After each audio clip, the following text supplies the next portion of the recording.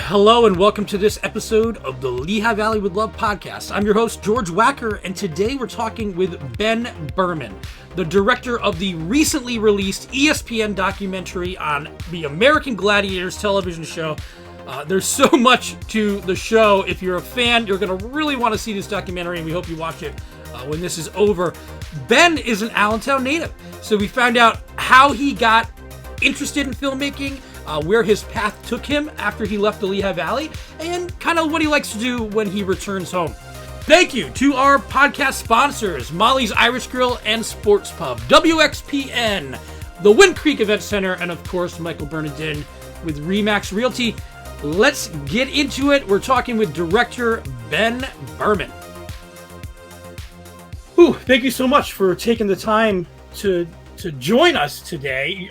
You're from the Lehigh Valley. You said you were in the area now. Are you back hanging out? Yeah, I'm in Allentown visiting some friends. I couldn't tell you exactly my exact location or what part of town. It's near Tillman Square. Okay, yeah, I know where that is. And you used to go to as a kid is still around. Which is what I'm going to ask next. You're a Lehigh Valley native. Tell me a little bit about your experience growing up in the Lehigh Valley. I think it was good. I think it was good, and I think being back makes me realize we had it pretty well, and I think a lot of people in Allentown have it pretty goddamn well.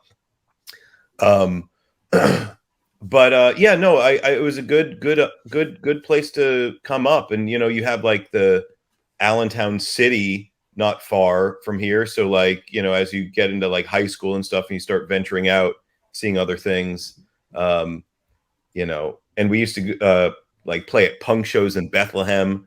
Sure. What was that club, man? There was a club me and my band started playing at. Sorry, is there cursing on this? Yeah, you're allowed to. We're fine. I should know that too, because I know what you're talking about. The name escapes me. Do you? Was. How old are you? I'm 42. Okay. Unless you're talking about the Funhouse. No, not the Funhouse. I'm thinking, but there was another one. There was when I was in junior high, a venue club punk that we would have punk shows at. In the basement of some place in Bethlehem, and it's was such a familiar. I would have to text someone.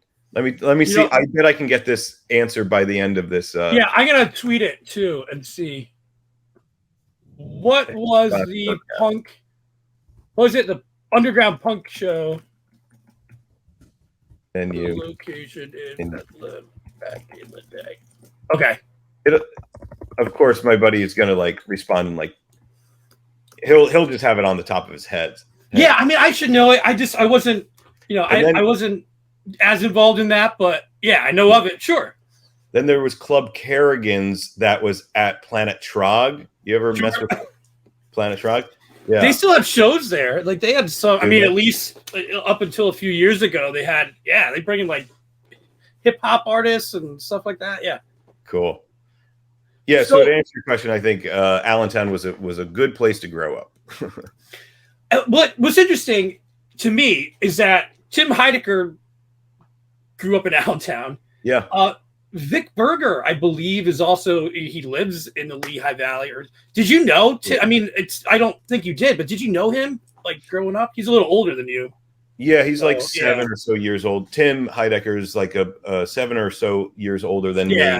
Yeah, he grew up in Allentown. I think went to Central Catholic, I believe, and wasn't aware of him until I was a senior in college at Temple University in Philly, and a friend of mine introduced me to Tim and Eric's work. But that was before they were out in LA. They were still just in Philly, just making small little videos and releasing DVD sketches and stuff. Right. And I became a fan of theirs. Scarlett O'Hara's. Thank you. Yes. Andrea. Okay. my friend Andrea, whose house I'm staying at, just texted me because she heard us. What was I saying? Yeah. We were talking just about, I just thought it was interesting that you guys, collaborate often, and then you have that connection to the Lehigh Valley. I was just curious, that's interesting.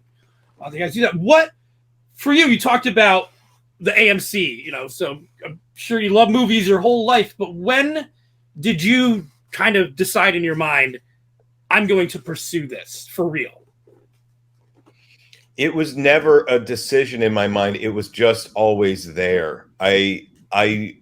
From a very young age, just like I just had an inclination. I just always like messed around with my family's, high 8 video camera. Josh Burker also said, Scarlett Harris, it was under the Boyd Theater. Both have been closed for a long time. Wait, did you say Josh Burke, like the library Josh Burke? No, Josh Burkow. Oh, okay. I thought we were... That's just sorry. I lost my train of thought. We were talking about how you got started. You're always, using your parents' camera. Yeah. Mm-hmm. So I would like just make little videos on my own in my basement, or make videos with my friends, just around the neighborhood. And that just kept on. I never stopped doing that, which is kind of the best. In junior high, would like make little music videos for my band and other people. And and then it just, kept on as you get older, just kind of growing in scale a little bit and trying new things out. And then I just always knew that I would want to, pursue that and go to film school. And my family was very supportive of that. So yeah, it was just always there from the beginning. And because you talk about all the different types of filmmaking you enjoy, do you perceive yourself as a documentary filmmaker, or do you kind of feel like you're just a filmmaker? I don't know if that's the right type of question, but that's a perfect question, and it's something I think about or have to deal with or something.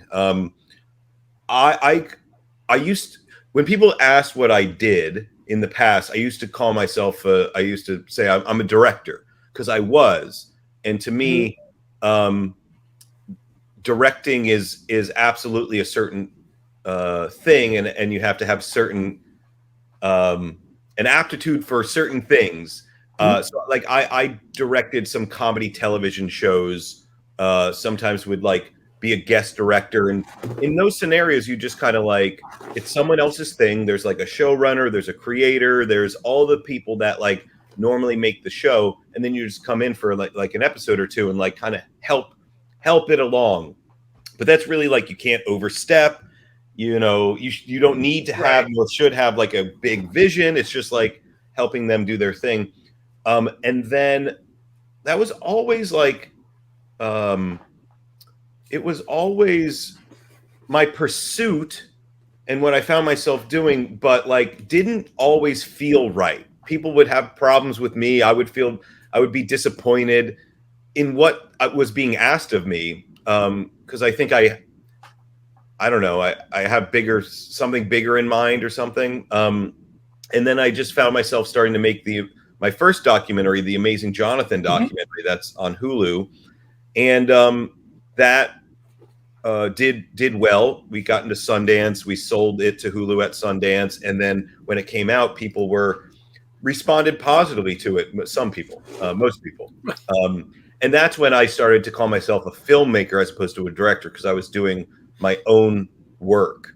But now, even today, I think I've tossed in, some people describe me as a documentarian because I've made 2 documentaries in a row, but I certainly think of myself as a filmmaker, not solely tied to documentary, because narrative is part of my background and what I'd like to be part of my future.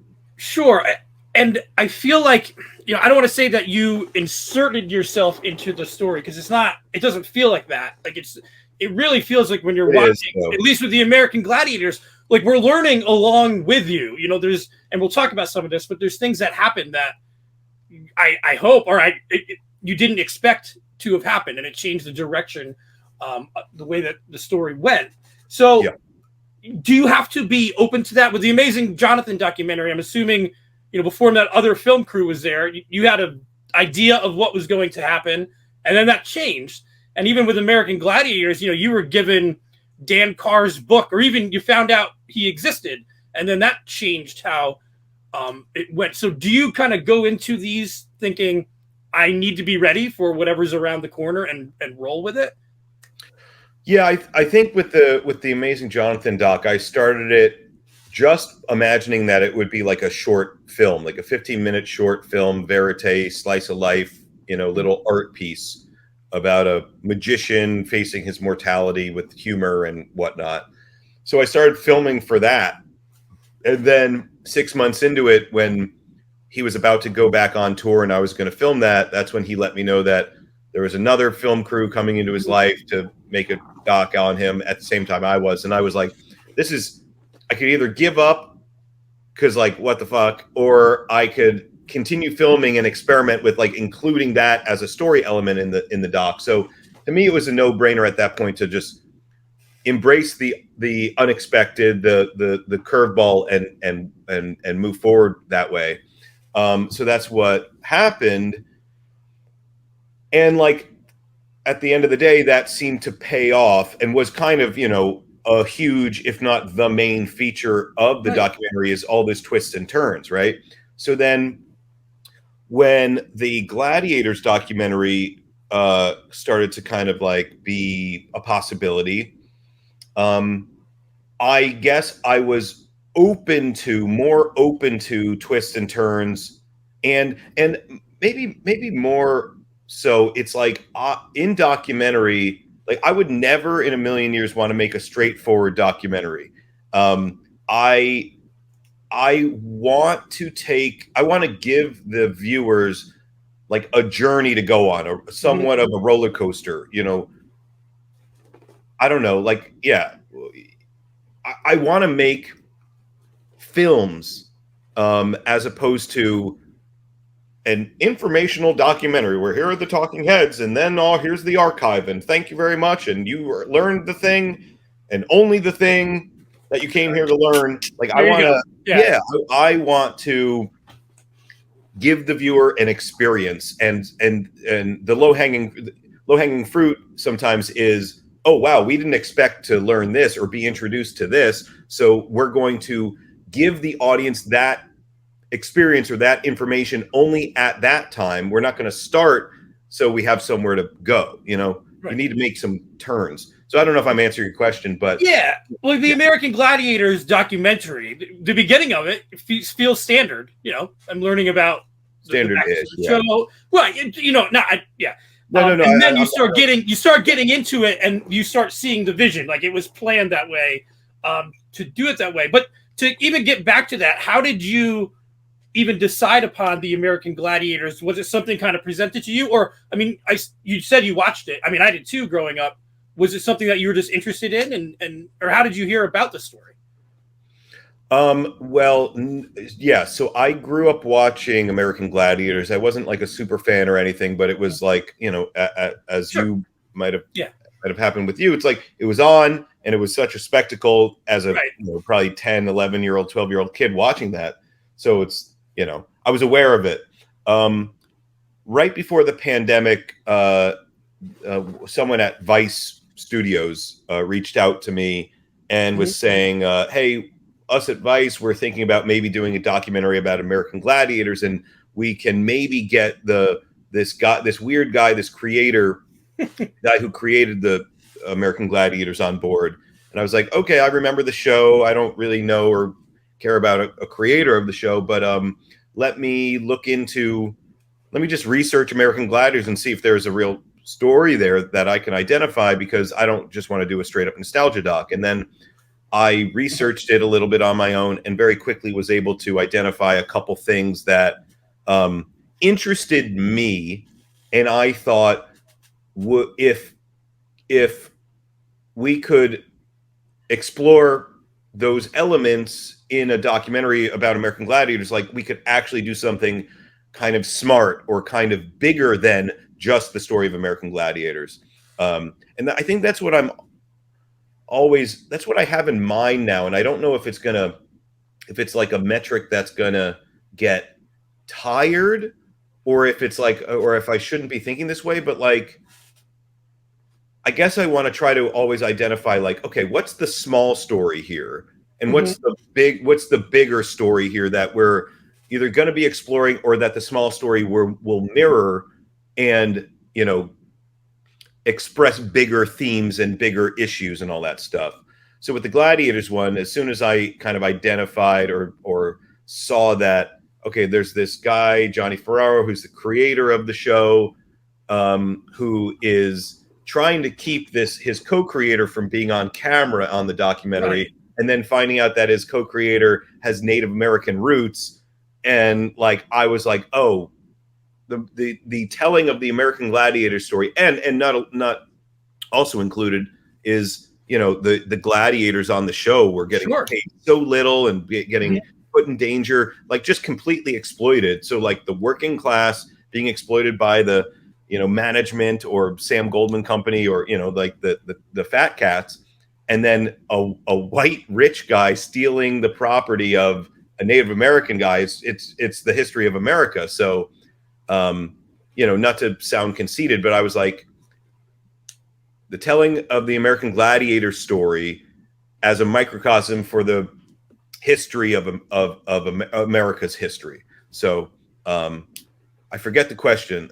So no, because there's so much, like, even Malibu's story alone, it is fascinating. There's so much in there. When you were talking to them, did any of their particular stories really stand out to you? Or Thunder, of course, him.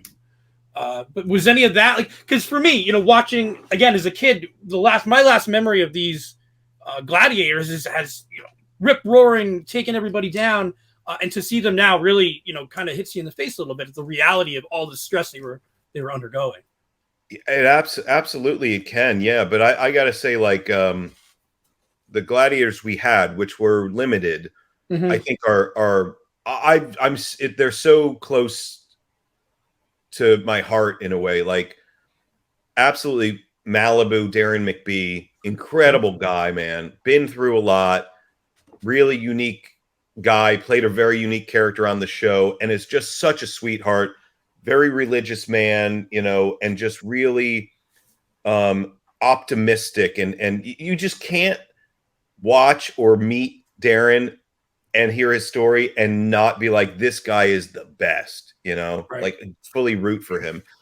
Saber, Red Williams, really cool guy. I got pretty close with him, really like him. Started as a gang member, got onto American Gladiators, went into movies, and had personal experiences with his family and racism, of course. And again, all that stuff reflects America, right, and the state of America, and where it was in the 90s, and unfortunately where it is today. Gemini, Mike Horton, awesome guy. Extremely surprising how emotional and messed up he got by taking part in the American Gladiators. And dealing with celebrity. It really messed him up, and now he's overcome that, or healed from that or something. But yeah, tons of stories that the Gladiators shared that I was super, super grateful to be able to hear those stories and be able to kind of bring them, express them through the doc. And you were able to get there were a few gladiators you couldn't get, probably most notably Nitro, but you were able to use some excerpts from, I believe, a book or something that he had written about it. Is that kind of disappointing? I would have loved to have heard their side of the story, or at least maybe got them to hear it. But are they just so over it they wanted nothing to do with it at all? Well, you're going to be over the moon if you haven't already discovered that there's another American Gladiators documentary on Netflix. Were you not aware? Somebody told me about it, but I did not watch it yet. No. Well, if you want the low-hanging fruit of hearing from Nitro and Ice and Zap and Tower and Laser and basically all the gladiators other than the ones that we have, then man, do I have the documentary for you. So that's just like that's your straightforward standard one. That well, you watch it for yourself, and okay. and you can let me know what you think. But I'll tell you what, Twitter seems to love the Netflix one and hate, despise the Really? ESPN one, ours. Yeah. I just don't know what to attribute that to, and I'm very, very proud of the American Gladiators doc that we made called the American Gladiators Documentary. That's on ESPN. And I just don't think it's what I said this and experienced this with the Amazing Jonathan doc. So far, I have not made a documentary for the fans of that subject matter. I have made documentaries utilizing that subject matter to make a Ben Berman documentary. And I like that metric. Some other people like that. But the fans of Amazing Jonathan or the fans of American Gladiators, the people that just want to see the greatest hits up in archive and talking head interviews and watch that for hours, are disappointed with my approach. Well, they want to watch the show again, essentially, right, and not really hear about all the stuff that happens. They don't care about putting Johnny in a in space and space themes. They don't care about verite, investigative journalism, seeking the truth regarding Dan Carr. They don't care. A lot of people don't care about that. And I don't know. If anything, it draws me more to my punk roots of like, well, if you don't like that, next one, I'm going to even go more. I'm going to subvert more. When Dan Carr first came on the screen, I almost cheered because I was at the end. I was serious. I was like, I don't know if they're going to get this guy. Like, spoiler alert, but right. Yes. Well, it's okay. But no, I didn't know, and I'm like, they might not get him. That's okay. I can live with it. But when he came on, I'm like, great, we're going to get to the end of it. And I don't know, like, do you feel like you have the full story from Johnny Ferraro? I know that Dan said, hey, we have made amends, but it just seems weird to me that, I don't know, I feel like it's not all there, or they didn't tell you everything, because then you have, Donnie, right? Yeah. Mm-hmm. Who's just cut out entirely. So do you feel like you got the full story from Johnny, or is he still holding out a little bit? Well, I think the answer is in the question kind of thing. I think what's present in like every documentary, and especially in ours, and especially in certain characters that we have, certain subjects that we have in our doc, is everyone's got their own narrative to communicate. That is going to make them feel good saying it, and going to make in their minds that like them feel good that the viewer is like, it's the history books. Clearly Johnny had a certain narrative that that was very important for him to have known, but Dan Carr also had a very different narrative that I was happy to allow to finally be told.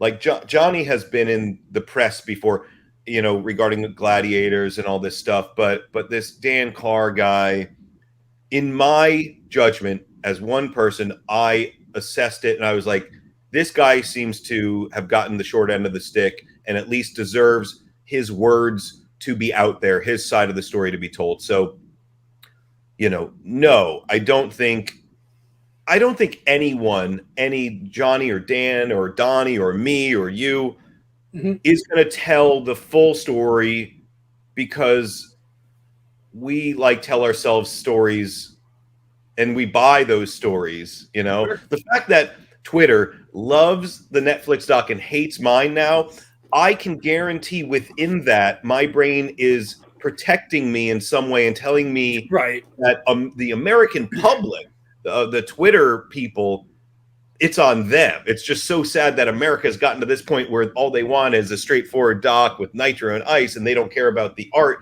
But in reality, part of it might be like, okay, maybe I just made a bad doc and I haven't connected with that yet.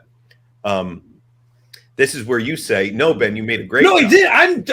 I have more to ask you about it. No, it was, but really the way, the part that stood out to me the most, if you say, was towards the end when, or you did it a couple times when you asked people when Johnny was around, hey, have you heard of Johnny? And they're like, no, but have you heard of Dan Carr? They're like, oh yeah, we know Dan Carr. Or when you're walking around Erie, asking people, and Dan Carr's like, his legacy, he doesn't want to be known for American Gladiators, yet he is and will be. And then Johnny really wants to be known forever by it, but nobody remembers him for it.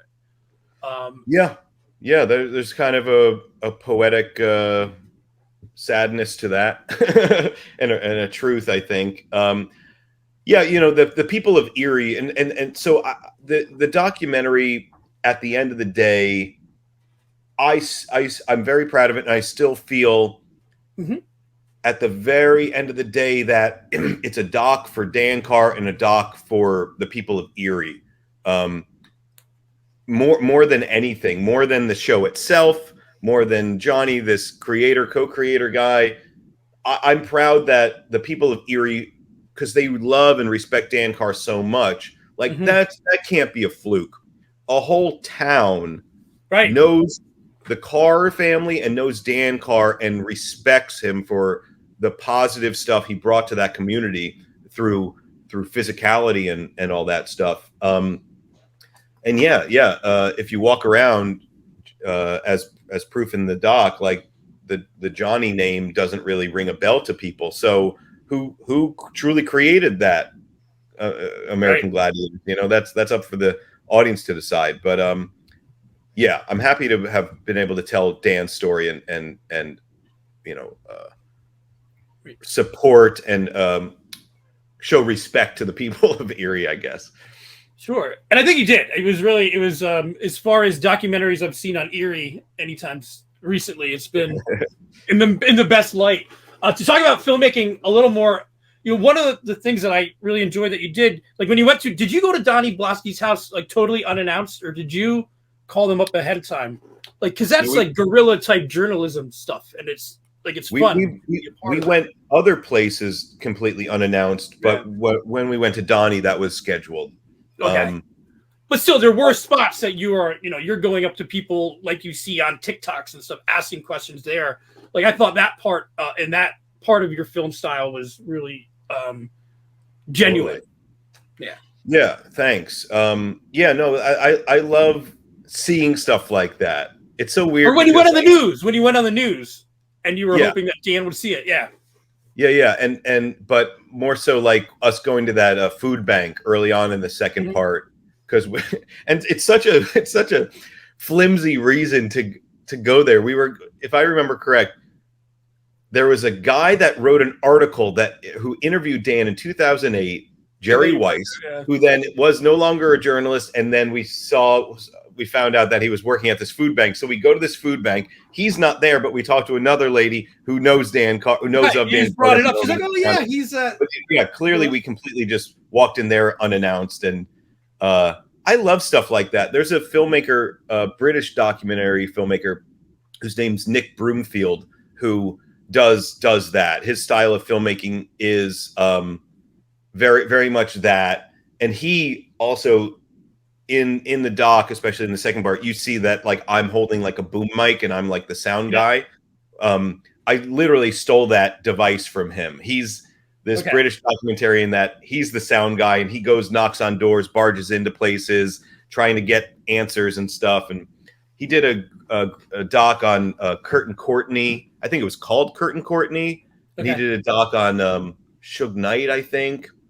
No, Tupac and Suge Knight or something, and he's done a bunch of stuff. But I basically just ripped him off for the 5 documentary fans that might know of him. Well, I want to ask you too, with making documentaries. I could be totally off base, but it seems like now would be a better time than 10, 15 years ago, because it's easier to get that in front of people.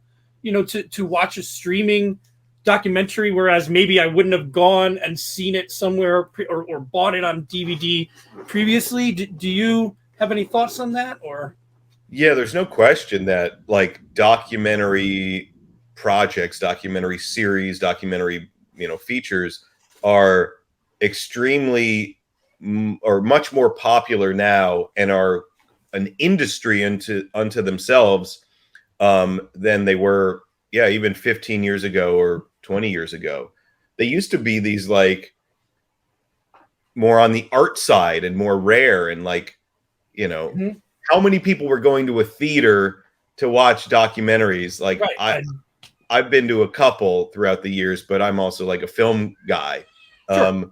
But now look at fucking Netflix, look at any Right. streamer or whatever, and the quantity is extremely vast. The market constantly goes, when it's up, man, it is up. You can make docs for fairly cheap and sell for Mhm. a lot. Mhm. And but last year at Sundance, I heard like no docs sold. So the market is extremely erratic.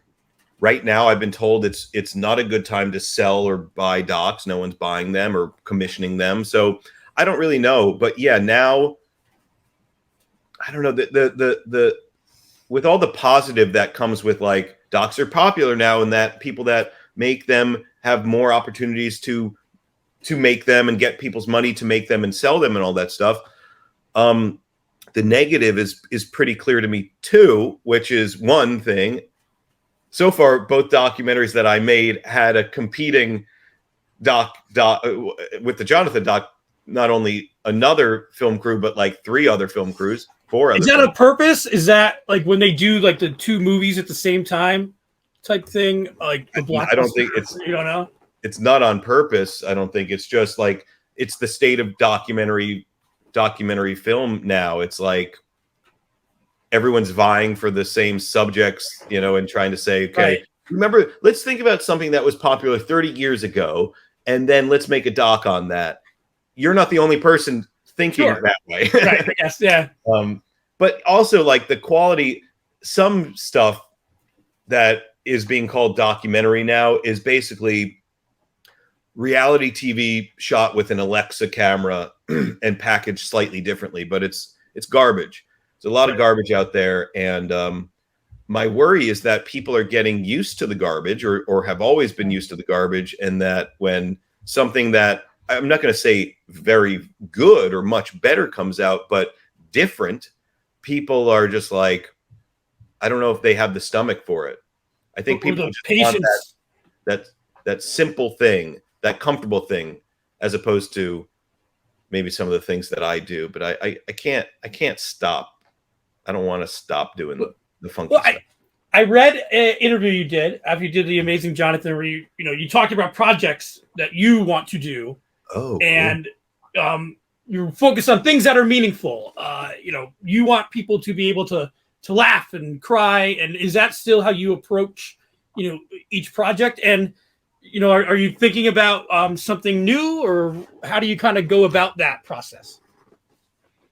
The laughing and crying mixture is absolutely like in my DNA as a creator of anything, or and a receiver of anything. I like stuff that balances darkness and lightness and humor and emotion.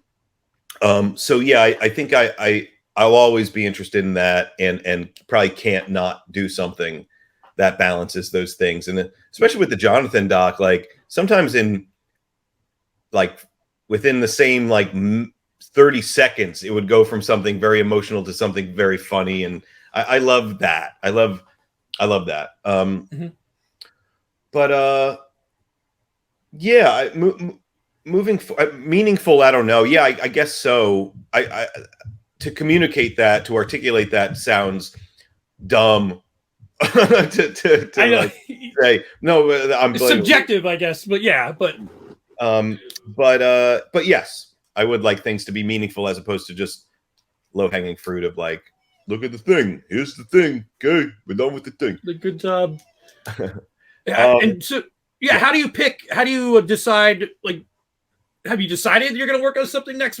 What is that process like? And how do you do that? Yeah, it's maybe that's all. that it takes is deciding, and that's something maybe I've lost over the years or something to some degree. But like, I'm playing around with some ideas, some thoughts for potential documentaries. I'd certainly like to do narrative, and I'd like to manifest some narrative projects or a narrative project. Yeah, there is a documentary project that a couple younger producers came to me with, and we've been kind of developing it or talking about it, researching it a little bit. I won't say what it is in case someone hears this and was like, okay, let's fuck with Berman again and do a competing doc. But yes, it would. The goal, of course, and the subject matter would balance darkness and humor. It deals basically with like the prison system and executions and stuff like that, but would be a way different approach. It wouldn't be a social justice doc. It would be done through whatever it is that I do. So yeah, but also like, that's not a project that I would just start like making a feature doc, like on my own or with my own money necessarily, but we're going to like film, we're going to go to this location, we're going to film for a few days. I'll cut together, a little sizzle teaser trailer, and I'll see what it is. We'll see if there's actual value there, and then we'll go try to like pitch it. So it's to answer your question, it's maybe less about, which this is maybe a mistake, less about deciding which project I'm going to do. And it's a little bit more about testing out some ideas, putting it on its feet and seeing if what we think is the value of this project and what will deliver, if it actually is valuable and delivers. And so, I mean, do you have projects that don't go anywhere? That you're like, hey, that was a good idea, but I don't think it's gonna. I'm sure. Or even if they're just I have in the past. Oh no, absolutely, I did. After the Jonathan doc, I got that same producer Simon Chin and his company aboard, and we went out and shot and pitched a doc series centered around me. It was called The Deceivers, and it was me. Every episode would be a new like protagonist, new subject that was deceptive in some way. And I would go seek the truth and try to basically use deception against them to reveal the truth, kind of thing. It was a cool teaser we put together, and it looked like it could have gone somewhere, but I think we overestimated me. We overestimated the desire for a Ben Berman. Right. Like, there's still time. You can still do something like that in the future. I don't even want to anymore. I'd like to, moving forward, I don't plan on having me in the docs seeking the truth. I'm done with that. I'd like to do what I do in a more nuanced way and not like try to like point fingers at these people that might not be telling the truth. I just like to observe and paint a nice, even picture of things, and have my directorial voice be the voice as opposed to actually my real voice. And like to all of that point, all those topics that you're covering, if you could talk to yourself or a aspiring filmmaker, one maybe even in the Lehigh Valley, what kind of advice would you give them if they're starting out now or getting more interested in it or experimenting like you did? It's absolutely all about like just doing it, just doing stuff. Talking about it is only talking about it and only goes so far, and philosophizing and talking and deciding what you don't want things to be and all that stuff, like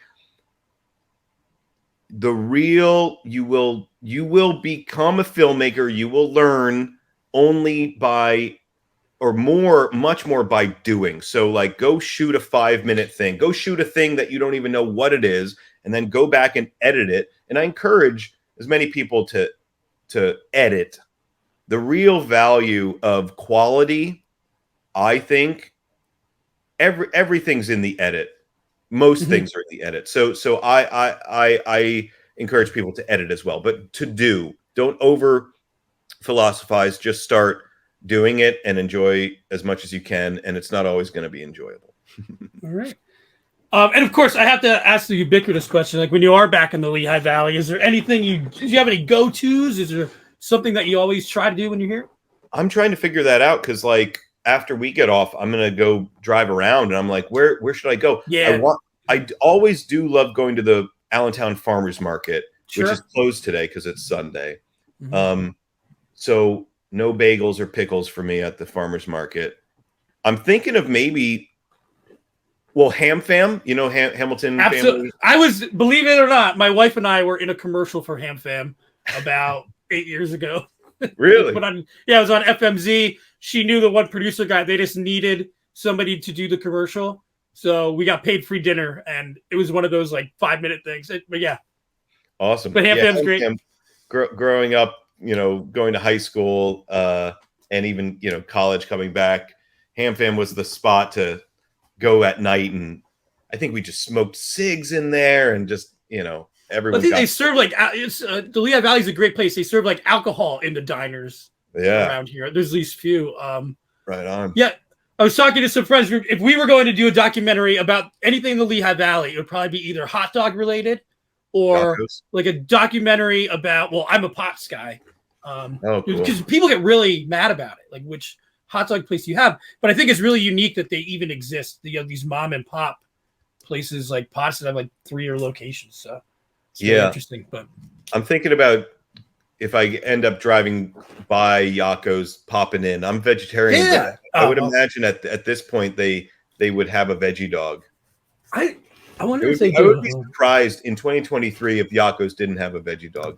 But hey, Ben, I really appreciate you taking time to speak with me. No, honestly, fascinating. I encourage, if you haven't seen it yet, don't watch the Netflix one, or watch this one first and then watch the Netflix one. Or do whatever you want, but yeah, ours is the American Gladiators documentary on ESPN Plus. You can also get it, those 2 parts on via Amazon. Yeah, I do have to thank you. Due to watching the documentary, I had to do that Disney bundle, so I saved $5. Yeah. So I appreciate that. So now I have that as well. Happy you did. Let's tell Disney, tell ESPN, and maybe I'll get a kickback.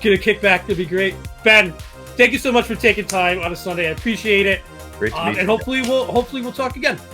Hope so. Have a good one. Thanks for having me.